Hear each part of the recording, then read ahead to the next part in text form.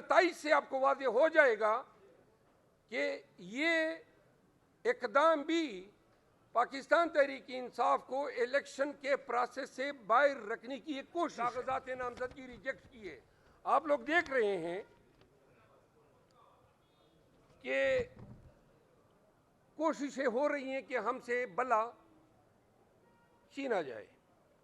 सबसे पहले एक मबनी पर बदनीयती हुक्म इलेक्शन कमीशन ने जारी किया और उन्होंने बल्ले का निशान जो है हमसे छीनने की कोशिश की, जिसको हमने, चूँकि इलेक्शन हमारे इंट्रा पार्टी पेशावर में हुए थे, तो यूं इस टेरिटोरियल जुरिस्डिक्शन की बुनियाद में हमने पेशावर हाई कोर्ट में चैलेंज किए। सिंगल जज साहब चूँकि छुट्टियों में मौजूद थे, पेशावर हाई कोर्ट में रिट 2 जज साहिबान सुनते हैं, छुट्टियों में अगर डीबी ना हो तो सिंगल जज सुन सकता है। हमारा मैटर सिंगल जज साहब के सामने लगा और सिंगल जज साहब ने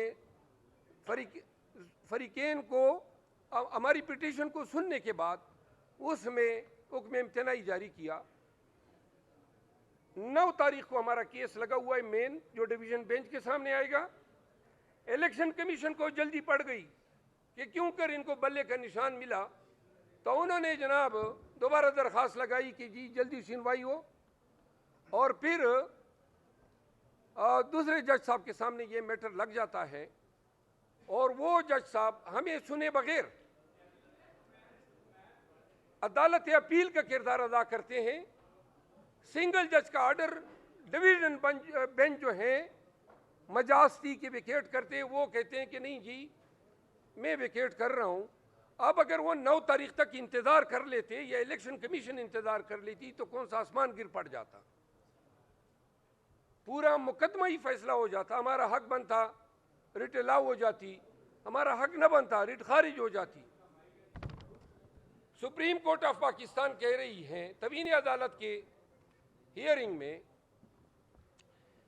कि जी हम फ्री एंड फेयर इलेक्शन कराने के अहकाम दिए हैं, बल्ला छीना जा रहा है, सिंगल बेंच के ऊपर सिंगल बेंच बैठ जाता है, नजर नहीं आ रहा है कि ये क्या हो रहा है। थोड़ी सी प्लीज खामोशी। फिर आप देखते हैं कि जब ये समाअत सुप्रीम कोर्ट में होती हैं तो ये सुप्रीम कोर्ट की बिल्डिंग तक महदूद नहीं है, लाइव टेलीकास्ट हो रही हैं दुनिया भर में। पाकिस्तानी और दीगर अक़वाम से वाबस्ता लोग इनको देख रहे हैं। हमारे वकला को एक्सक्यूज मी बोलने का मौका ही नहीं दिया जा रहा है। आप देख रहे हैं बार बार ठोका जाता है, बार बार सवाल, और जब बात करते हैं कि जी आप तकरीर मत करें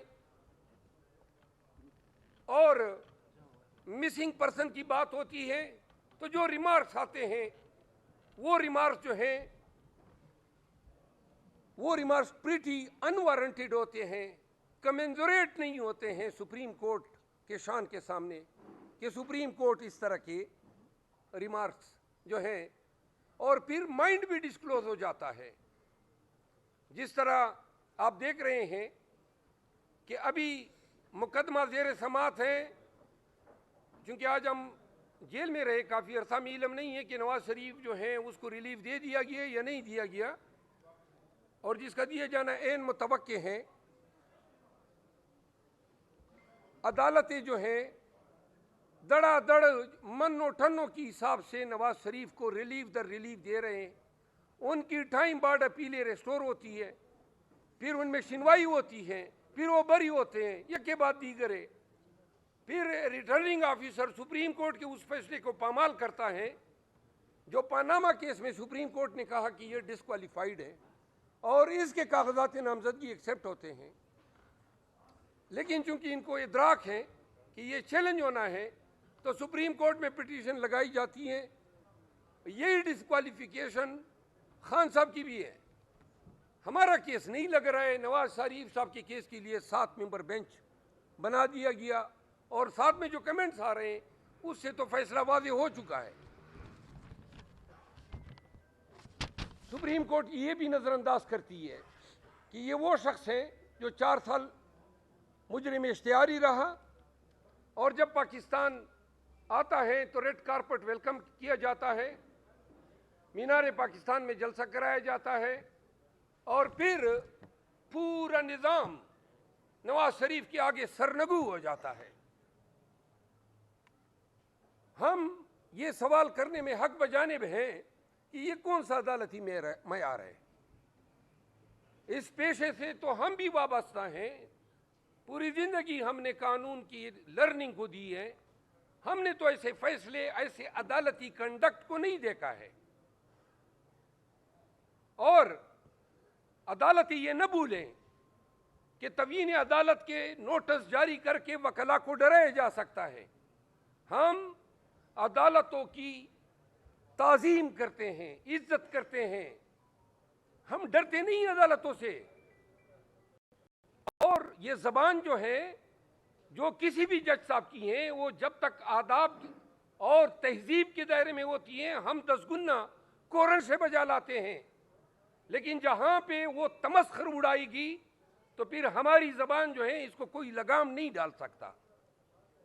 पाकिस्तान तहरीक इंसाफ के बियाफ पे, इमरान खान साहब की बियाफ पे, हम चीफ जस्टिस ऑफ पाकिस्तान काजी फैज़ ईसा पर मुकम्मल अदम एतमाद का इज़हार करते हैं।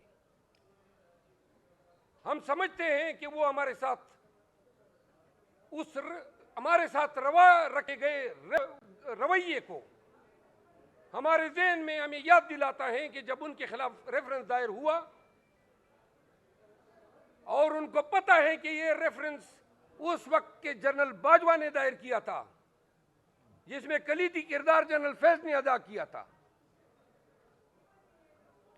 लेकिन वो जब चीफ जस्टिस बने तो हमने इसको रिग्रेट किया। हम चाहते थे कि हम निज़ाम के साथ, अदालतों के साथ चलें और तलखियों को बुला दें। लेकिन हम एक तरफ देख रहे हैं, उदय पेपर मिल का फैसला आता है इसी अदालत से, फिर हम ये देखते हैं कि सुप्रीम कोर्ट के 5 मेंबर बेंच ने मिलिट्री कोर्ट्स के जो ट्रायल हो रहे थे, जो कानून साजी की गई थी आर्मी एक्ट 1952 और 1923 के जो एक्ट हैं जिसके तहत साइफर के ट्रायल हो रहे हैं, उन कवानीन को कलअदम करार दिया, ट्रायल को जो है वो कलअदम करार दिया और मिलिट्री ट्रिब्यूनल को खिलाफ कानून डिक्लेयर किया। ये वो फैसला था जिससे रूल ऑफ लॉ को इस्तेहकाम मिला।